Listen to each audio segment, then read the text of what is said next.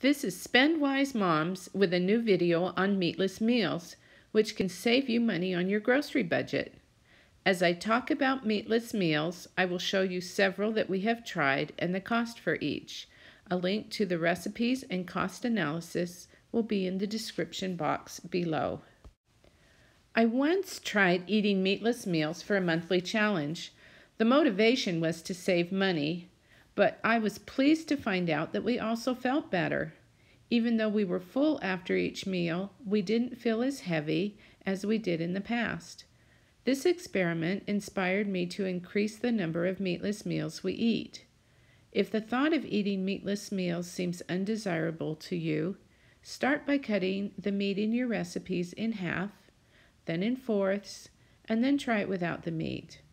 I find the biggest difference in whether people enjoy a meatless meal or not comes down to the spices. A good recipe makes a difference.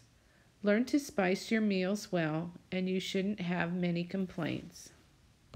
Eating meatless meals doesn't mean just having macaroni and cheese or spaghetti and marinara sauce without meat. There are many great recipes available on the internet which are meatless. You can find recipes for quinoa burgers and black bean burgers. I've even made meatless meatballs for spaghetti. A lot of them got eaten before they even made it into the meal. Many international recipes are meatless. I randomly chose the recipes off the internet for the meatless meals that are shown in this video. Some we liked better than others, but most of them were pretty good, and I was able to cut the cost to fit them all into my budget of less than $1 per serving. If you plan to eat a lot of meatless meals, it is important to use protein complements when you're planning your meals. For example, use beans and brown rice when making enchiladas, or use whole grain bread and peanut butter when making peanut butter and jelly sandwiches. By doing this, you will get your complete proteins that you need. Dry beans will cost less than canned beans, but they take more time to prepare. If you don't know where to start, try making some of your regular recipes that you like, but skip the meat. White chicken chili tastes good without the chicken.